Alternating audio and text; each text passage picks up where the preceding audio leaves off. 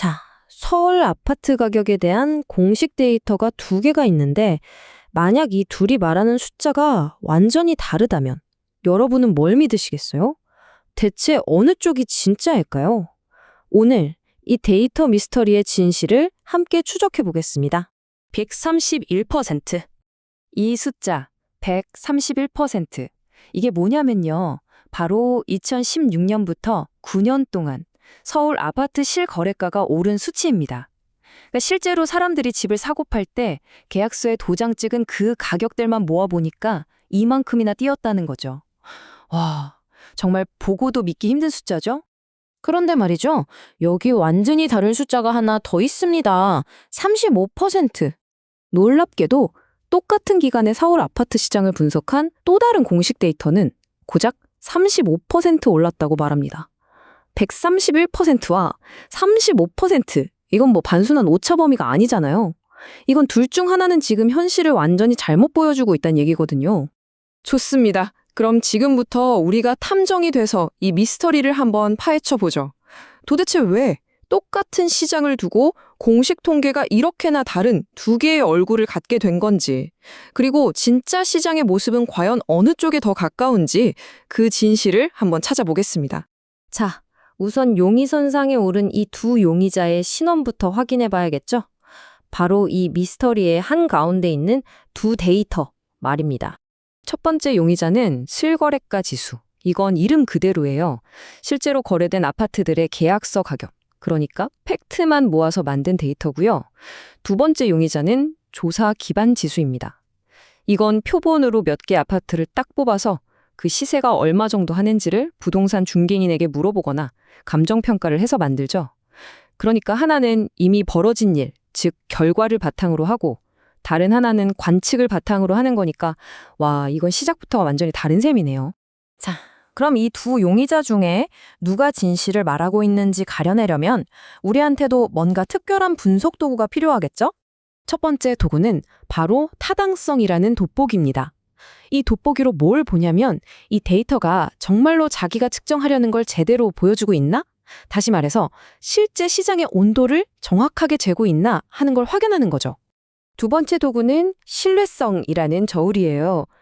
이 저울 위에는요, 우리가 분석하려는 데이터를 올려놓고 반대편에는 다른 중요한 경제 데이터들, 뭐 예를 들면 시중에 풀린 돈의 양이라든지 대출 규모 같은 걸 함께 올려놓는 거예요. 그래서 양쪽의 무게가 논리적으로 말이 되는지, 그러니까 일관성이 있는지를 재보는 겁니다.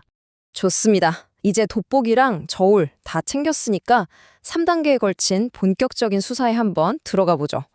첫째, 거시경제지표랑 얼마나 일관성이 있는지 보고, 둘째, 금융 데이터랑 비교했을 때 앞뒤가 맞는지 따져볼 거고요. 마지막으로 실제 시장의 핵심적인 움직임을 과연 제대로 포착하고 있는지도 분석해 볼 겁니다. 흔히들 그러죠. 모든 사건의 진실은 돈의 흐름 속에 있다고요. 자, 첫 번째 증거부터 한번 살펴보겠습니다. 자, 이 그래프를 한번 보세요. 이거 정말 놀랍지 않나요? 여기 보이는 분홍색 선이 실제 아파트 거래 가격이거든요. 그런데 녹색 선, 바로 M2 통화량, 그러니까 시중에 풀린 돈의 양을 나타내는 선이랑 거의 뭐 데칼코마니처럼 똑같이 움직여요. 돈이 풀리면 쑥 오르고, 돈줄을 재면 같이 꺾이고, 이건 뭐 우연이라고 하기에는 너무나도 정확하게 맞아떨어지는 패턴입니다. 이게 바로 결정적인 첫 번째 단서입니다. 실거래가는 자산 가격을 움직이는 가장 근본적인 힘, 즉 유동성의 흐름을 마치 거울처럼 그대로 비춰주고 있다는 거죠. 타당성이라는 첫 번째 테스트에서 이건 뭐 거의 만점을 받았다고 봐야겠네요. 자, 두 번째 증거는 금융 데이터, 바로 대출 기록에서 나왔습니다. 사람들이 집을 사려고 은행에서 빌린 돈, 이게 무려 98%나 늘었어요.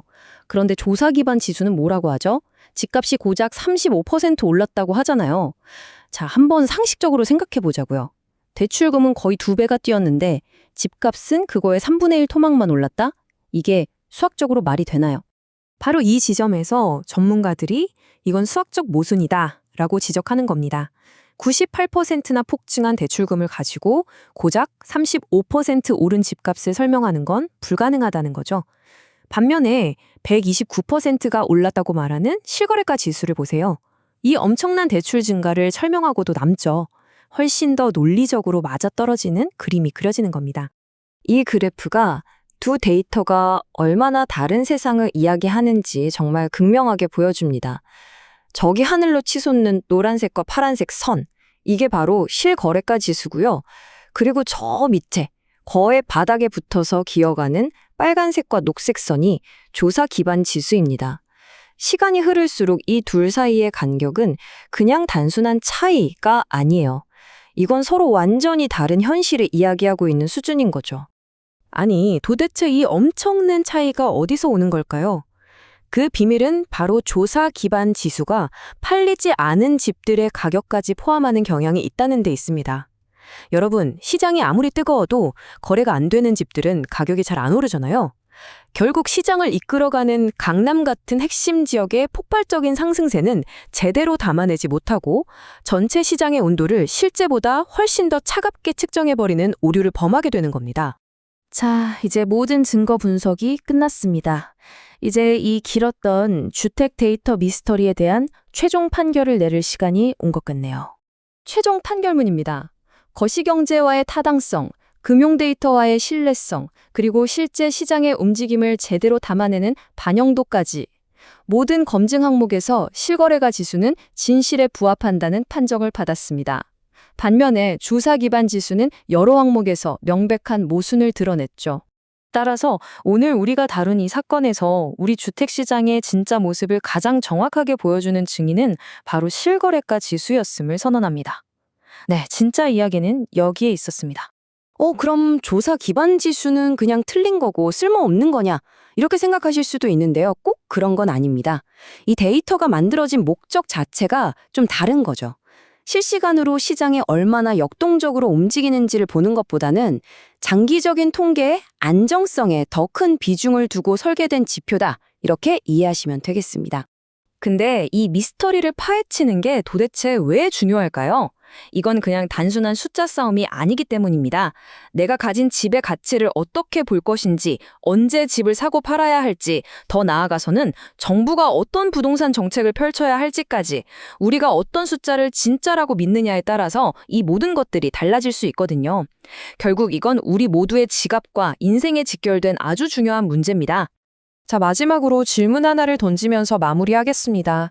우리 삶에 이렇게나 큰 영향을 미치는 공식 데이터조차도 그 목적에 따라서 현실을 이렇게나 다르게 보여줄 수 있다면 혹시 지금 우리가 너무나도 당연하게 믿고 있는 다른 수많은 숫자들 뒤에는 또 어떤 이야기가 숨겨져 있는 건 아닐까요?